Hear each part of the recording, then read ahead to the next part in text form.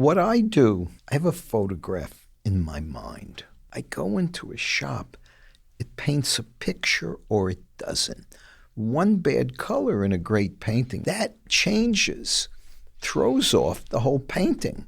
It's like the wheels, the ugly wheels on a Mustang. And I mean that every car now has ugly wheels. I can't get over it. You see the wheels. It's like having a bad button on a sweater like this. This is one of our best sellers. And if you put an ugly button on this, that's what you notice. Yeah. And I say never give a customer a reason not to buy something.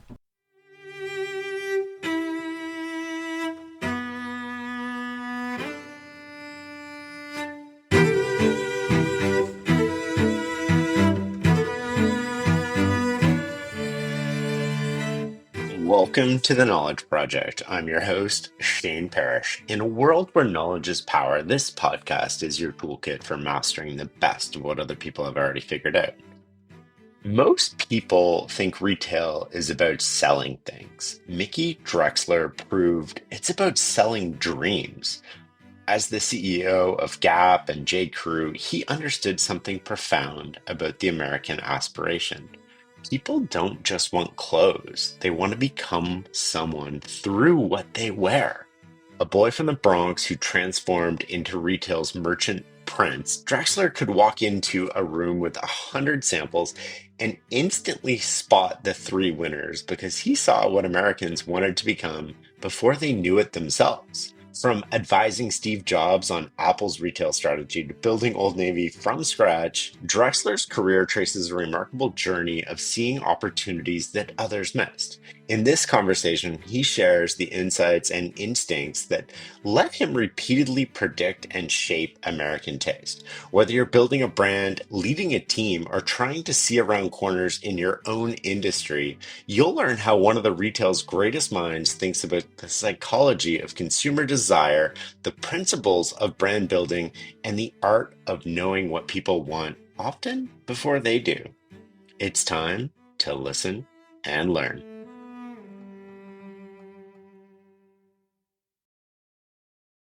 Let's start at the beginning. You said your father was a model of what you didn't want. He didn't fit my job description of what I thought a good father should be. I didn't know what I wanted then. I didn't know, when you're a kid, like you moving all over the place, you don't know what's right and what's not right. You learn over time. What was that relationship like? It wasn't good. He wasn't a sensitive guy. He had no emotion. He didn't treat my mom well, who died. She had cancer the year I was born. And what was it like? I didn't know any better at all. And I thought this is what a father is like. And over the years, I learned that this is not what a good father is like. And he was an angry, bitter guy. He was not successful. And, he always he wanted to be a big shot. So in my family, he acted like a big shot with my mom's 3 sisters and my 7 cousins. And by the way, the irony is none of them liked him because he wasn't a warm, fuzzy, nice person. But I didn't know that when I was growing up. How did that affect you? I think my ambition comes from being the opposite of him. I think I always lived in my fantasies, escaping where I am. And Peggy, my wife, said, maybe that's where your creativity comes from. I don't believe it came from that because I think creativity is part of your DNA, and I don't think it can be taught. So, but it affected me. He never took any pleasure in my success, and he just never did. Was there a moment when you realized he wasn't a big shot? Well, I'll tell you, it's an interesting story. I used to he worked in a garment coat company. He worked buttons. He had kind of a low-level-ish job, although I didn't want to face that. And they asked me to take the payroll. I was 16. He said, take the payroll to the bank. What do? I duck out the freight entrance on West 37th Street and 8th Avenue, go into the neighboring freight entrance. I looked through all the pay stubs or whatever it is. He was one of the lowest paid people there relative to his peer group, who he would always put down and whatever. That was a reality for me. So that it was a cold reality. So my thoughts of him being whatever disappeared then. And as I grew, he wasn't a good dad. So when I lived there, I was going to City College. I was miserable. And I used to go to subways, the Long Island Railroad, and I had to escape from the house. So I luckily got into, I didn't know where to apply, State University of Buffalo. Some guy I knew went, he wasn't even a close friend. I got in, so I escaped to Buffalo and for 2 years. And, but it was, never took any, he was competitive with me in an ironic way. And, I was getting a lot of press when I worked 12 years in the department stores, and then I was very lucky, fortunate. I was called to run Ann Taylor then in 1980. Mm-hmm. I was a young guy. I don't know. I said okay because I didn't know what I would do next. After 12 years in the department stores, I couldn't find the stimulation and the excitement, or whatever you call it, of the organizations. And I don't think they're much different. Political, suck up. I didn't know how to articulate this, but I think in most big companies, people are always sucking up to their bosses. Yeah.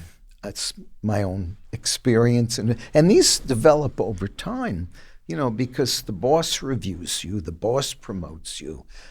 I've learned over the last number of years, the best judge of a boss is the person who works for the boss.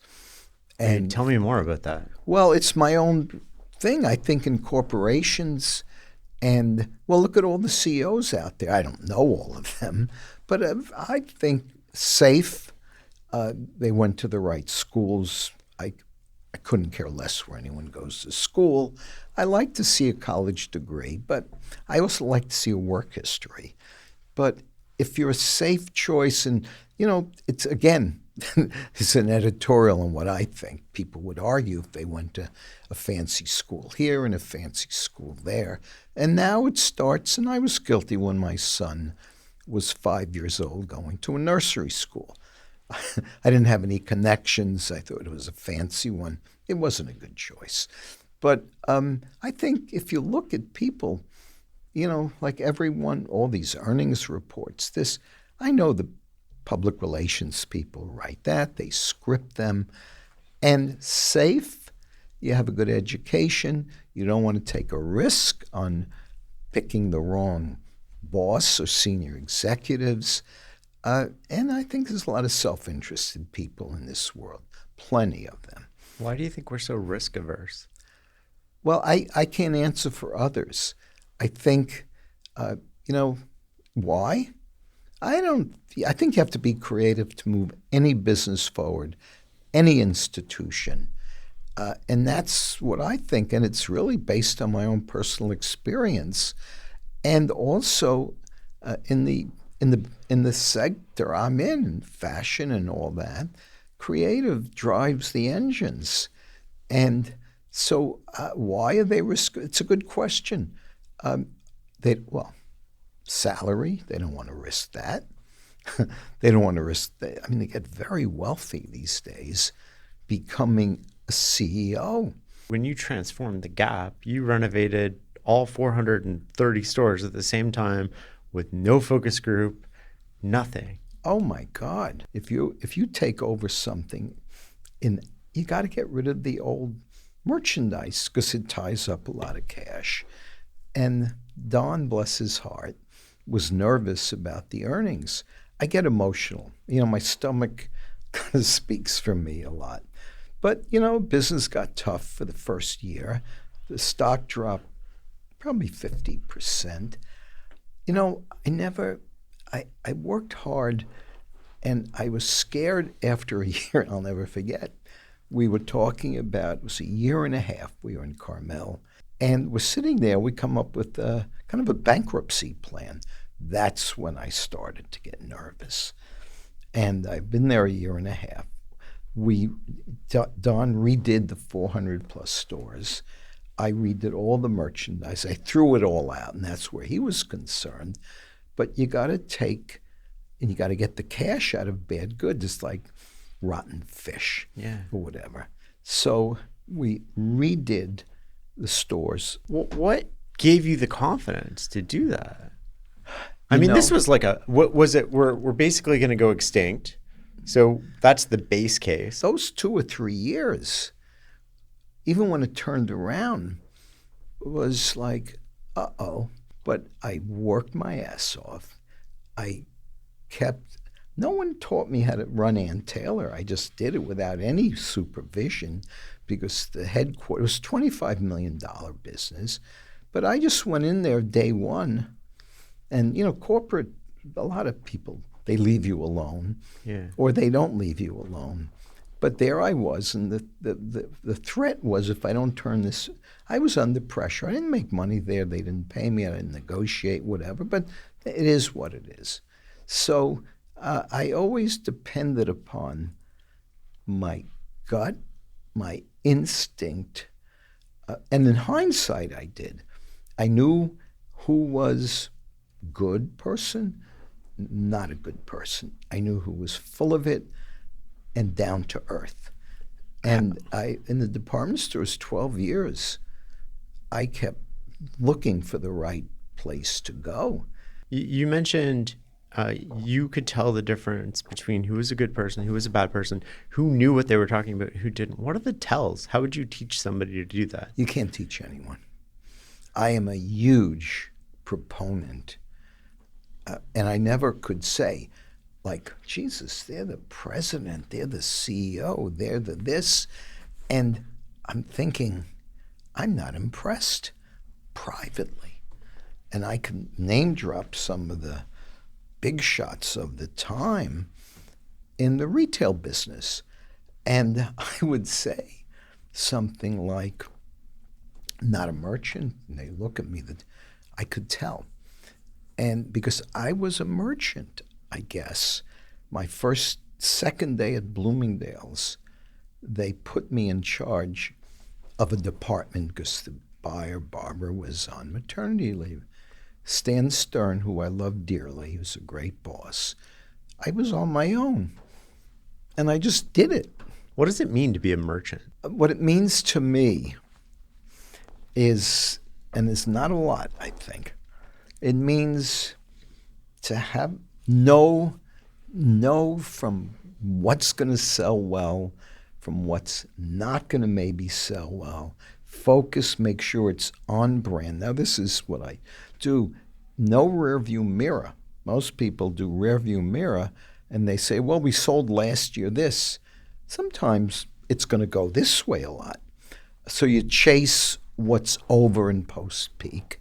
It means to me to be a merchant is having a sense of what's going to sell, knowing that, like, I always had an instinct, I guess, on what I loved. And I learned later on, if I think it is non-negotiable. The word that comes to mind, though, is like taste. Well, that's a good question. What's the difference between? Well, for me, I use that word a lot, but it's in the eyes of the beholder. I have a friend, he's very successful. I was talking about the ugly merchandise in one of the companies he's involved with. He said, well, to the customer, it's not ugly. To me, it's ugly. Now, I know what I know, and I don't know where my eye came from, but it came from somewhere. But taste and style and fair value and moving forward and having a vision, those are the key ingredients that I think. Now, when people say, well, look how good that company is doing, I said, that's not what I like to do. I like to be proud of the merchandise. I like it to be fit my standards. I don't say it that way, of what it is, vision. Right. And I can always tell when something's not on brand. I remember in some of my jobs, I remember looking at something. It was a big tell. And I said, uh-oh. And I didn't follow my instinct. And it really hurt one of the companies. There's people involved. But it means to be a good merchant is you can't define it, but you know when you know. You know it when you see it. So if we were to walk outside and walk in a store and you had 5 minutes to walk me through how you evaluate the merchandising That's all it in the takes. store. 5 minutes, 3 minutes. What would you look at? The picture painted. Because when I just always, it's a really interesting question because I don't know how to explain what I look at. But I look at colors, very important. When I did Gap, I had a list of styles. I was trying to start something. I was looking for my vision. I always admired Ralph Lauren, but I always thought I couldn't afford his clothes. He was a Bronx guy ahead of me, and he was always had a point of view, and I admired him. I used to buy his clothes wholesale. Why? Because a friend of mine's cousin was his secretary. So I got it half off, whatever. But I always liked his taste, and it's still the same today. And there's not a lot of people who do that. So it's interesting, coming back to your friend's comment about, the customer is deciding what we sell. If your game, I guess, is to sell the most product at the lowest prices, you're going to be selling the same thing that everybody else was selling. But you're telling me you wanted to create a different vision, one that escaped the competition in a way. What I do, I didn't say this is my plan. I look for white space. This is in hindsight. So Ann Taylor was hugely successful. I left after 4 years because my bosses were bureaucrats, and I didn't like it there. And I also was at the stage in my life where I have to have something I wanted to do where I could feel not compensated the right. I was very happy with what I earned, but I faced the realities of living in Manhattan. Anyway, I always had. Ann Taylor was purely instinctive, but I did learn there that I didn't want to sell brand A, B, C, D, and today you can get every brand at a discount. Yeah. And TJ Maxx, my friend there, Caroline, she's the best. You can go to TJ Maxx and trust. Yeah. But they're the biggest customers of most brands. So I didn't want to carry, because Alexander's taught me the lesson. I was maybe 25 years old, and I said, Jesus, something's wrong here. And, I'm self-taught, and then I'm also very curious. When I joined Ann Taylor, Brooks Brothers, and I saw it decline dramatically then because, no merchants running it, the quality, they would take quality out to maintain price. Yeah. But they had a protective device about competitors. They owned their name. They didn't sell wholesale. No one could take a markdown. So what I did at Ann Taylor is I found some manufacturers. Today you get your own, but who can make goods. We designed them with them. And we had Ann Taylor Studio label. Right. Now, no one told me to do that, but It's the white space. And then I don't have to worry about meeting the competition. What's going on in the business today, by the way, is if you look at pricing, first of all, everything's on sale. I always give advice when I'm on whatever. I say, before you give them the credit card, Google the item you want to buy. Yeah.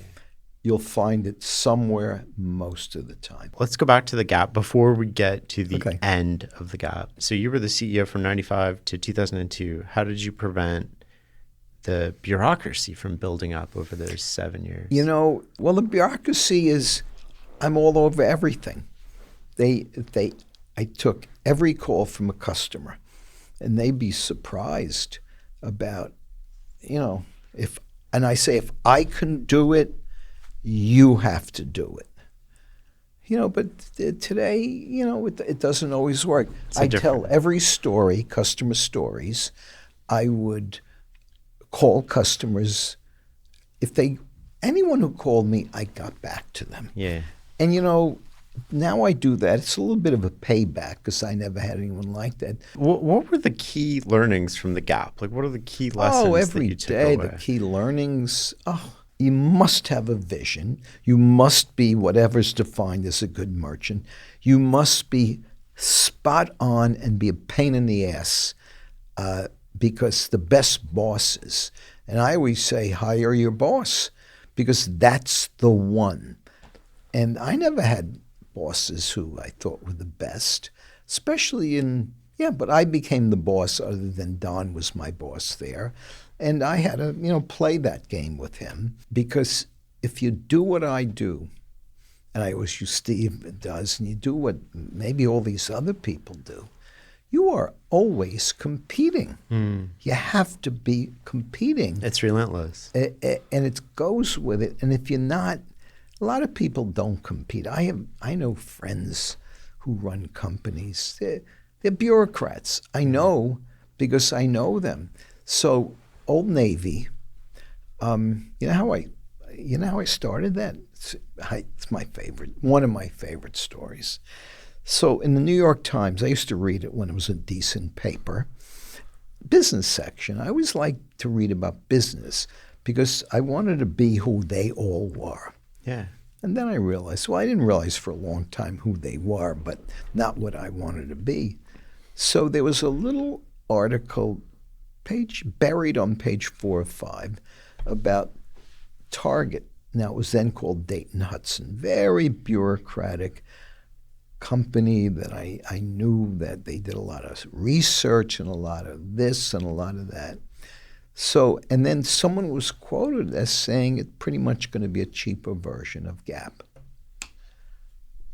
Week the store opened, I flew out to Mall of America that week. I didn't even tell anyone. Yeah. But I said, well, fuck them. Yeah. And I went out, Mall of America. I walked in the store. I was there no more than 5 minutes, and I said, whew, to myself, because you got to, only the paranoid survive. Well, that's interesting, right? Because it's a story of only the paranoid survive, and it's also, Andy Grove is the one who wrote that book. But it's also a story of making sure that you're touching the medium. So when you're talking to customers, there's no filter between you and the feedback. When you're flying to the store, there's no filter, but you're looking at the terrain. Somebody's not telling you what it is. In corporations, most of the brass, they're in their ivory tower. I remember in the department stores. They're so far disconnected. Go on the selling floor, speak to someone. Plus, it's decent. Yeah. People, for me, I identify with those people who aren't the fancy people. A funny story about this. I bought an Xbox for my kids. It must have been, 7 years ago for Christmas. And we're opening it and we're setting it up on Christmas. And I was like, the person who designed this Xbox experience doesn't have kids. It took an hour and a half to play a game. From the time we plugged it in and turned it, it's like, first you got to do updates. Second, you got to sign up for all these simple. accounts. Stupid is the greatest lesson. Yeah. My first week at the Gap, I put up signs, keep it simple. I took out the stupid. Every desk in the corporation, people would talk a language to me. I didn't know the language. I'll never forget this. This one woman, she's in charge of whatever, planning and something. I didn't know what she was talking about. And I just said, keep it simple, to the point. Yeah. You have to bring everything to its simplest common denominator. And the best way to do that is to actually use your own product. Yeah. We did the P. Jimmy's pajama thing, which is a really fun thing. It's going to be very good for him and us long term. And they call a boxer short Well, their name for it was a short pajama pant. And they show me their new version. Now, it's the third after the pant and the pajama set. They're calling it the short pajama pant. Number 3 seller. And they show me this thing that they're changing it. Now, this is typical of what goes on. And I said, it's the 3rd best seller. You want to change it? I said, and it's called a boxer short. It's not called. I get a little impatient a lot. And then I do a little survey. I go around I say, what do you call this? It's a boxer short. Yeah. When you say the word boxer short, you don't have to describe it.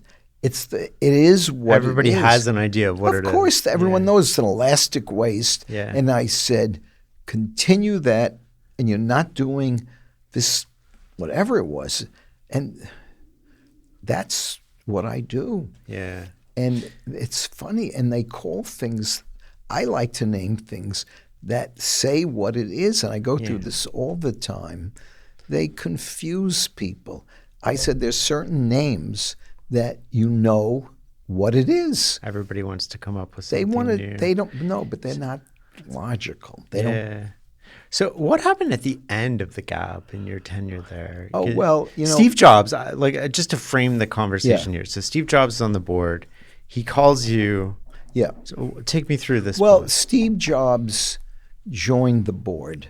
He was recruiting me to join his board about a year. Steve is very seductive. He doesn't give up, like a lot of people who do what he does.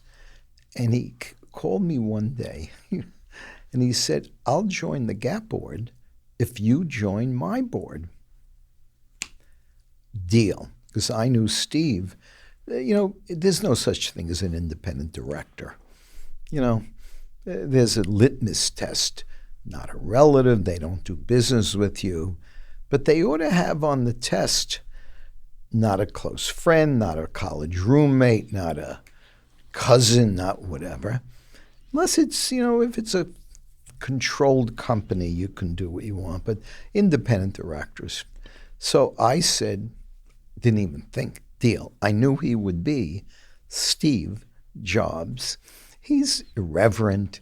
He challenges things. He might be late, but I love the guy. What was he like as a board member?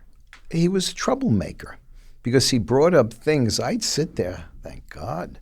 But he alienated people because, it's okay to alienate people. But he really wasn't a very paid attention board member, but I didn't care.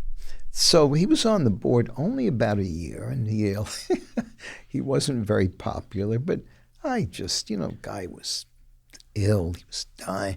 I just so admired him.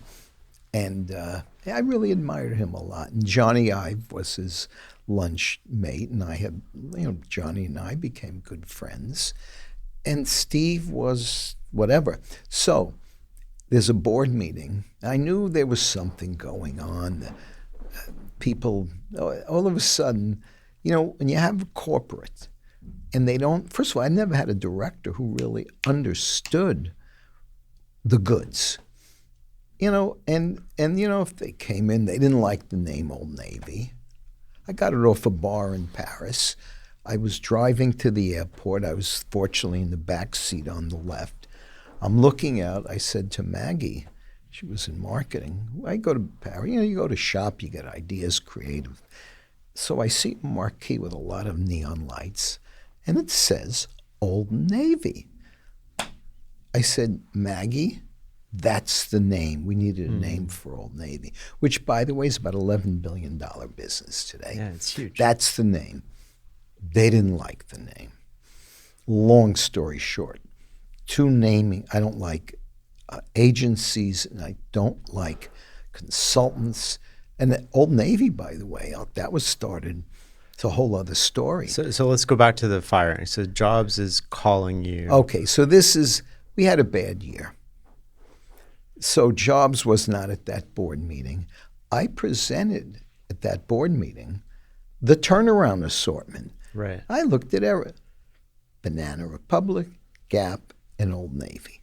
It was a tough year, I think, in the marketplace. They weren't looking at me. I get home about 9. He says, Don just told me you're getting fired. They had to tell him. He said they didn't tell me until now because they were worried I would tell you. And of course, I would tell you. So, but 9 was the deadline they had for whatever. And I called Don. He brushed me off very quickly. Come in at 8 o'clock, ... It's a board meeting the next day. He hands me a one-note, whatever. That was my last day. So you end up going on the Apple board. Steve recruited you. He seduced you for over a year to join the Apple board. Yeah, and I say that with all fondness for him. What was the Apple board meetings like, and what contributions did you make to retail there? Well, I designed the first store with him because he designed an ugly store. And we went in and I told him, get a warehouse, build a store so we can design it together. So we did at Gap. You have a store before you open it up. So I went in. It's very simple. I said it was too tchotchkey. He said, simple, a screen to show the movie or whatever it is. So we designed the store. And that's the store. It's still the same store today. And the stores became iconic. What's the difference between the first version and the one that we sort of... Oh, no, the first version you never opened up. No, but I mean the first version you saw, like what? It's like comparing apples and oranges or tomatoes. But I always like to talk about this because we always see sort of the end product. We never see the messiness of the... What I do, I try to explain this. I have a photograph in my mind. It's I go into a shop, it paints a picture or it doesn't. One bad color in a great painting, I'm not a big art collector, I love nice pictures, but that changes, throws off the whole painting. It's like the wheels, the ugly wheels on a Mustang. And I mean that every car now has ugly wheels. I can't get over it. You see the wheels, it's like having a bad button on a sweater like this. This is one of our best sellers. And if you put an ugly button on this, that's what you notice. Yeah. And I say never give a customer a reason not to buy something. It's one of my rules, So why do people buy? Or is it they just don't have a reason not to buy? Most people, they don't get it. The logo business, and by the way, I learned this last week. They call it dupes. Do you know that? All the designer copies are called dupes, like in duplicates. Right. Hot business today because people say, well, they don't, the LVs, who the hell knows if it's real or fake? Nobody knows. You look at all, Well, it's interesting because you sort of had, I don't want to say envied because that's the wrong word, but you liked Ralph Lauren, who had logos. And at J. Crew, you did away with logos. Yeah, well, Ralph had the horse. And that was, I remember, I was a buyer at Bloomingdale's. Ralph had the horse when he was just started. And it was prestigious. Right. The horse was prestigious. With J. Crew, one of the most fascinating things to me is you did something that's incredibly rare in retail, which was you took a brand that was known for discounting. Same with Gap.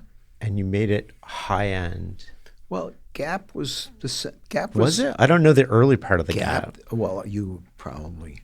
I started there in 1984. Yeah, I don't know that. It was a shithole with a disaster culturally and every other way. It was all on sale. What's the playbook then to take? I mean, they did it with Restoration Hardware too. There's a couple of other brands. Yeah, Gary, I know. But Gary, the base rate of success is pretty close to zero in doing this. It's vision, imagination. Don't have any Dr. No's. I call them Dr. No's telling you it's not going to work.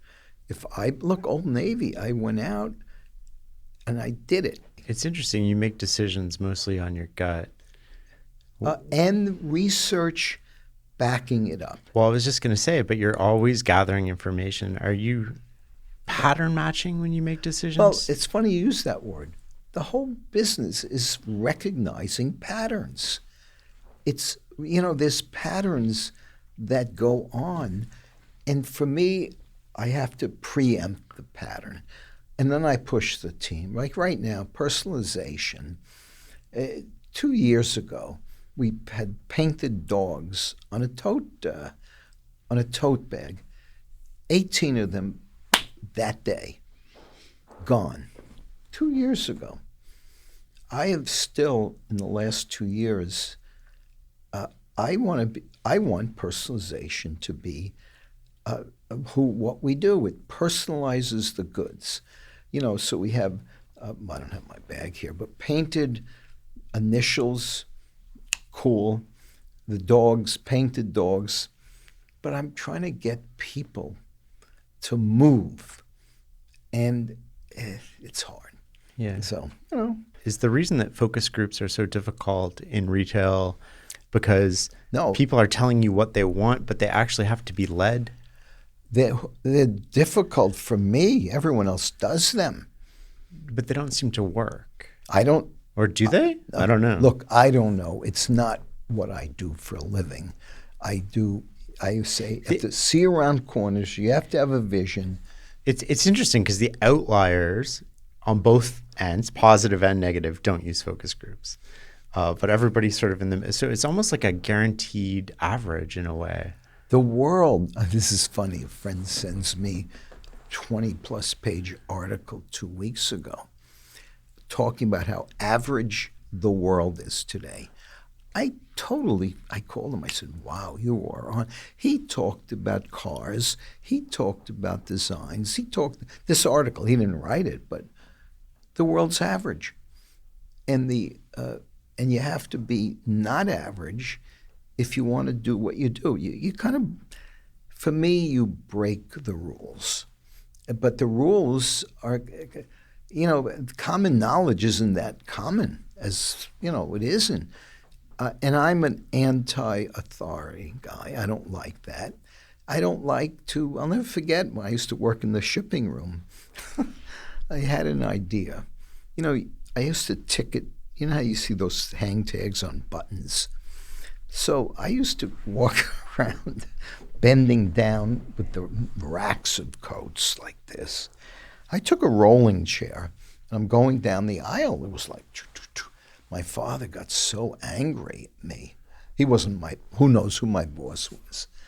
But that's what happens in corporations. No one wants to change the rules in a way. Not that he was a corporate guy. Well, this is interesting. This is a fascinating sort of like nuance here because in a corporation, you can't get fired for following the rules. I just follow what you told me to do. So I'm absolved of all responsibility or judgment, right?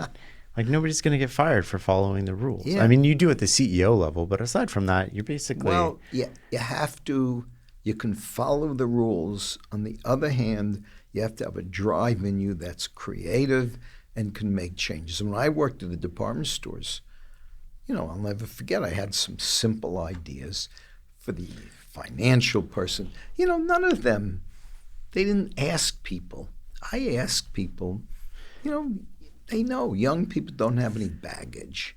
Well, this is fascinating because you say you're anti-authority, but when you say that, what I hear is you're not anti-authority. You're really a rule breaker who's constantly questioning things, which comes across as anti-authority. 100%. But you're vacuuming up information from every available source. And when I hear something 2 or 3 times, I bring it to work immediately. Every weekend, I have a Monday morning weekend update. What is it?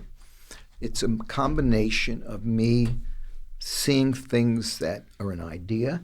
I look through, not that I like the fashion magazines, but I look through every picture on monthly. And if there's a picture I like, I cut it out. Last weekend, it was a great picture. It was a designer, I think it was Fendi, and they just showed the women's heads. And they had a sweatshirt on, each of them, in 4 in bright colors. So I cut that out, and I said, this is something we will do well, you are doing hooded sweatshirts in bright colors. And then I always do detective work. I'm addicted to detective shows. Great detectives solve cold cases. There's such a difference. Anyway, I asked someone who I know, I said, are there any companies we can do a collaboration with? We do collaborations. We get together. And, when we did it at Jake, we kind of invented it. Now they're all collaborating with all the famous brands. So it doesn't make it unique. But anyway, so she mentioned this company in England. I went online, looked at it, and they had a hoodie hat, a baklava, whatever it's called. Yeah. They had so I said, we're going to do that hat. We sell 1 million cashmere hats. We're famous for that. And by the way, being famous for something drives businesses because you're dominant. How much of retail do you think is theater? Theater? Well, Stanley Marcus at Neiman Marcus was known for that. I don't think it's, the hottest supermarket in America now. You heard of Erewhon? Yeah. I was in one in L.A. about 3 or 4 weeks ago. I don't call anything theater. Theater is great product, looking like a painting, and going in. For me, I never had Old Navy, by the way. It was an amazing business in its day. I had Schwinn bikes around the escalator. Mm-hmm. We sold out of them very quickly. And then the guy I knew who owned, he's an investor, not a close friend, but Schwinn decided not to sell us because weren't buying them from a dealer. But the first apparel business to hit what was the number? I think they hit $1 billion. That's so first one in apparel, but now I'm sure there's many others. But I just follow the guidance of. Yeah. But I also absorb detectives. I always come in every day. I see these. I'm addicted to true crimes. You're always gathering information. You're always looking. You're always and questioning patterns. And probing, yeah. which helps you develop the patterns. And I see a picture. Yeah. Who do you think are the great retailers today? I don't like to name competitors, but I'll tell you some. Well, TJ Maxx. Okay. I always name Carol because Carol Meyerowitz, TJ Maxx is the honest discounter, and she's a great merchant. The only thing is you have to keep changing. Act's the wrong word, but you got to keep changing and seeing down the road. Yeah. And I have these ideas. But you can only do that if you touch the territory. Like when you hopped on the plane, you went to the store, when you're constantly talking to everybody, when you're getting all the information sources, that's how you rapidly adjust because you're not looking at If you are not curious in any field, whether it's nonprofit, profit, selling cars and all that, any field, product is always driving, and product is about emotion, in my opinion. Someone said this the other day, and I kind of took it on myself to say it. I have a love affair with the companies that I've been involved with. Madewell, you know what happened, how I got that name? Yeah. So David Mullen, he's a great wash guy. Unfortunately, he's an old friend. 10 or 15 years ago, I was at J. Crew. Well, you know how Old Navy and the whole concept I told you. So David has a logo, Madewell, since 1937. He shows it to me. It was actually the logo. He said, "What do you think?" I said, "It's fantastic." He said, "Well, do you want to buy it?" I said, "Yeah, but what about you? We can't afford it, whatever." I bought the name. I owned the name, and when we went public at J. Crew, then we did Madewell. And I had a vision. I loved work clothes then, like Carhartt and all that. But I had a vision for it. But you can't do anything well unless you have the right team.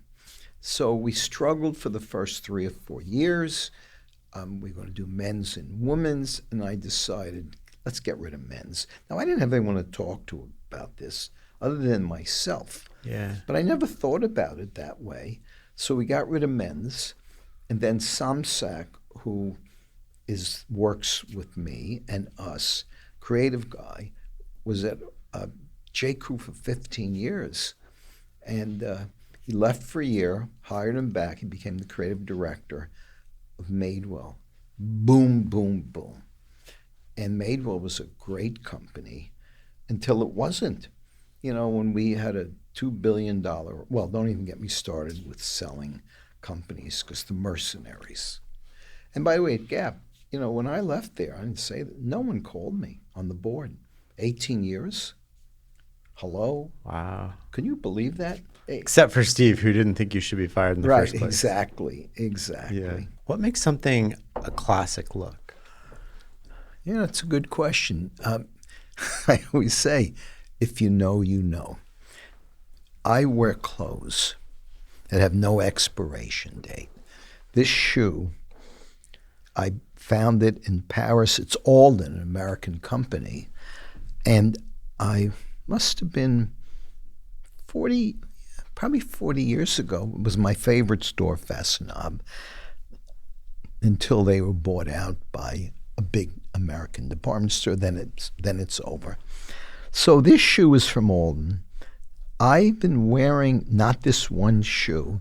We used to buy from Alden at J. Crew. And my good friend Todd Snyder, who's a men's designer, he buys from Alden. And I asked him about a year ago, I said, can you ask them to do a special, this shoe again for me? I ordered 10 of them. That's awesome. I wear this and I wear another one. This jeans never go out of style. But as long as you don't wear the big ones, the skinny ones. These are cashmere socks that we started doing at J. Crew. Whatever, and now we do them at, this is clothes. This scarf, it's 40 years old. Michael Drake was a good friend, and I used to buy from him in London, his collection. There is a Michael Drake now, but it's not the same. I have about 20 versions of this. I bought them wholesale because, you know, and this sweater, this is our 3rd year at Alex Mill, but forever. Yeah. And it's cashmere, and our prices on cashmere are good. Oh, I only do vintage watches because I like vintage, and old is new today. Yeah. The vintage business is this way, and it's unique. You're not like buying, you're not going to see, well, a hooded sweatshirt never goes out of style now. That's a novelty. So, you know, I don't know if... I love this idea of clothes that have no expiration date. No expiration date. No right. expiration date. Farnham Street, the website that I run, is about knowledge that has no expiration date. Really? So it's timeless wisdom. Timeless, and it's whatever I wear, and it's things, and I didn't learn this. Everything I buy, and it's internal to me. You know, I don't. It's like if someone wears something. Oh, that's the guy with the purple shirt, right? Or that's the car with the ugly hubcaps. I like discreet. Yeah. I like style, and I like a uniform. That's what I do, and I wear the same Alex Mill, slub T-shirt, blue every day. Perfect. You know, I've always had a uniform. We always end the interview with the same question, What? which is, what does success look like to you? I think what it looks like is a couple of things. If you can impact people's lives in a positive way, that to me is the best sign of success. And of course, and if I could also be very pleased with myself, that's another sign. But I think the biggest compliments I get are from people, you know, we had that, I think you knew about the Gap reunion. Did you mention that to me? No.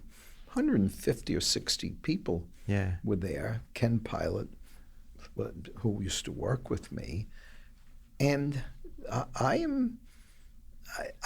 success, it's not being rich only. It's not even being rich, because I know successful scientists or successful whatever, but I think it's impacting people's lives. My biggest compliment, I say this, I've said it on CNBC, is when I'm called a mensch. You know what that word is? Mm-hmm. Why don't you explain it for everybody so everybody knows? Mensch is in Yiddish.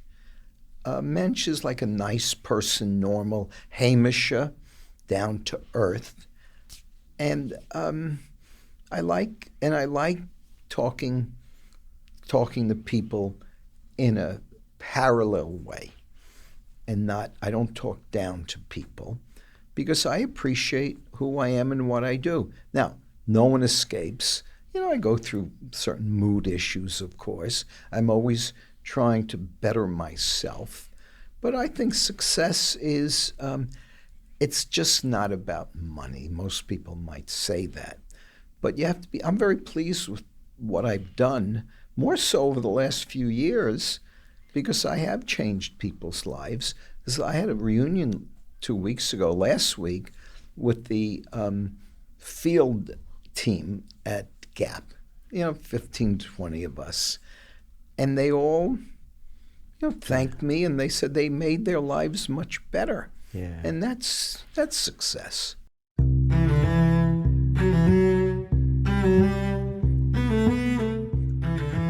Thanks for listening and learning with us. For a complete list of episodes, show notes, transcripts, and more, go to fs.blog/podcast or just Google The Knowledge Project.